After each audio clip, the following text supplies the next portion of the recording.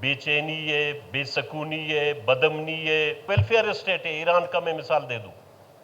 اگر وہاں بارڈر بند ہوگا لیکن وہ لوگوں کو جو بچہ رات کو پیدا ہوتا ہے صبح سے اس کا علاج شروع ہو جاتا ہے، ان کا منفی رد عمل ہے اس کا خاتمہ ہو، اور حکومت عوام ریاست کے درمیان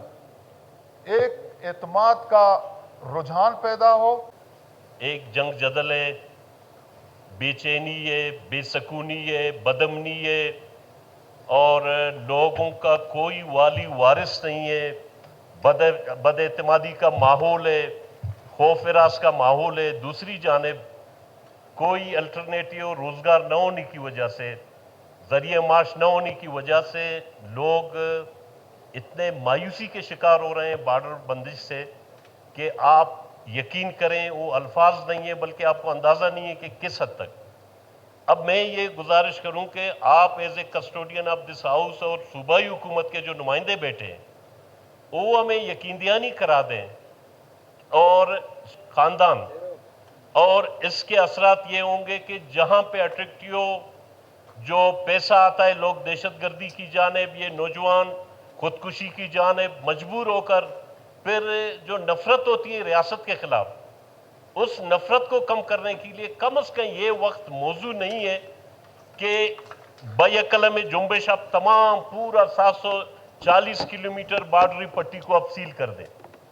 اب یہ کہ دنیا میں کہیں پہ آپ جاؤ، ہمارا جو ہمسائے ملک ہے سر، ایک ویلفیئر اسٹیٹ ہے، ایران کا میں مثال دے دوں،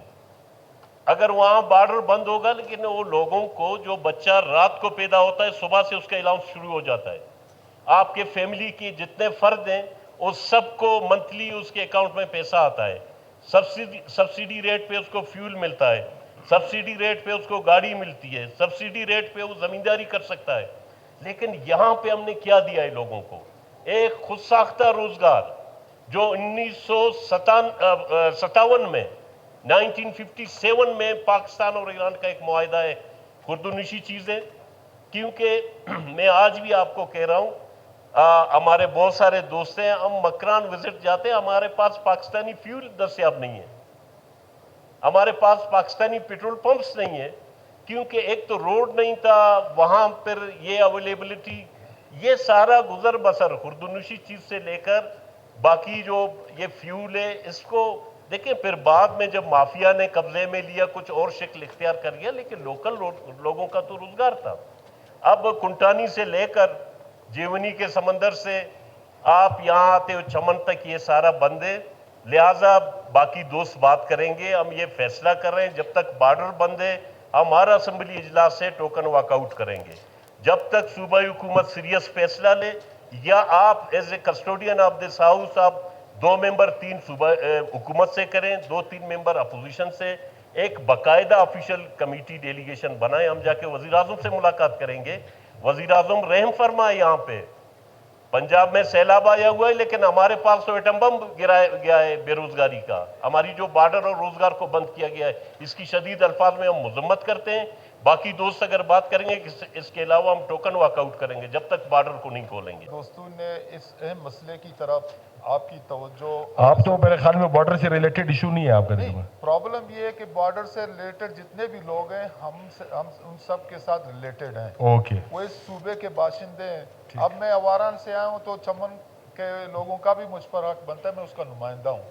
میں زوب اور قلعہ سیف اللہ کا بھی بارڈر لگتا ہے، بلکہ ہم کوشش یہ کریں سر، میری ایک سجیشن ہوگی کہ آپ ہمارے جو اس وقت اسمبلی کو چلا رہے ہیں، ایک تجویز ہے میری، چونکہ یہ ایک بہت بڑا برننگ ایشو ہے اور اس سے ہمارے نوجوان، ہمارے لوگ کافی حد تک منفی اثر لے رہے ہیں، تو اس منفی اثر کو، اس تاثر کو ختم کرنے کے لیے ضروری ہے کہ حکومت کچھ ایسے اقدامات اٹھائے جو عبوری طور پر ہوں۔ یہ ضروری نہیں ہے کہ فار ایور کچھ چیزیں ہوں، لیکن عبوری طور پر کسی مسئلے کو حل کی طرف لے جانے کے لیے ضروری ہے کہ یہ مسئلہ اس طریقے سے حل ہو تاکہ آپ کے پبلک میں جو مایوسی ہے، جو محرومی ہے، جو ان کا منفی رد عمل ہے اس کا خاتمہ ہو، اور حکومت عوام ریاست کے درمیان ایک اعتماد کا رجحان پیدا ہو، اور لوگ اپنے رزق و روزی کے لیے یقیناً یہ مجبوری کے طور پر کوئی بھی راستہ اختیار کر سکتے ہیں جو کہ قانوناً اس کو کوئی نہیں سپورٹ کرے گا، لیکن پھر بھی انسان ہے، ان کی معیشت، ان کا روزگار، ان کے بچوں کی روزگار یہ اس چیز سے منسلک ہے۔ تو لہٰذا میری آپ سے عرض یہ ہوگا کہ آپ ایک ایسی کمیٹی بنائیں، چاغی نوشکی سے کاروبار ہوگا تو مستوں کلات اسے فائدہ اٹھاتے ہیں۔ یہ بلکہ کیپٹن صاحب، اسپیکر صاحب، میں آپ سے عرض کروں کہ اس سے پورا بلوچستان استفادہ کر رہا ہے۔ ٹھیک۔ آپ کے لاکھوں لوگ آپ سے تنخواہ لیے بغیر، آپ سے کوئی تنخواہ لیے بغیر اپنی زندگی گزار رہے ہیں، اور ان پیسوں سے، سر میری عرض سنیں، ان پیسوں سے آپ کے تمام پاکستان کے جو جتنے مینوفیکچرز یا انڈسٹریز ہیں ان کو فائدہ ہو رہا ہے۔ ٹھیک ہے۔ ان کے پاس 4 پیسے آتے ہیں، وہ سیمنٹ بھی خریدتے ہیں، ڈن وہ ہے۔ سریا بھی خریدتے ہیں، وہ کپڑا بھی خریدتے ہیں، اس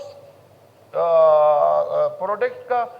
ایک قسم ان کا وہ خریدار بن جاتے ہیں جو آپ کے کارخانوں سے بھرے، اس سے وہ ٹیکس وہاں پہ چلا جاتا ہے۔ جب آپ سے کوئی مانگتا نہیں ہے، آپ سے کوئی لینا نہیں چاہتا، وہ خود کہتا ہے کہ یہ ایک جائز طریقے پر۔ ہاں یہ ایک بات ہے کہ بارڈرز میں وہ پوائنٹس اوپن کیے جائیں جہاں پہ جائز طریقے سے ٹیکس پیئرز اپنا ٹیکس پیئر کریں، پاکستان کو ٹیکس ملے، آپ کی اکانومی بڑھے اور آپ کے لوگ مطمئن ہوں۔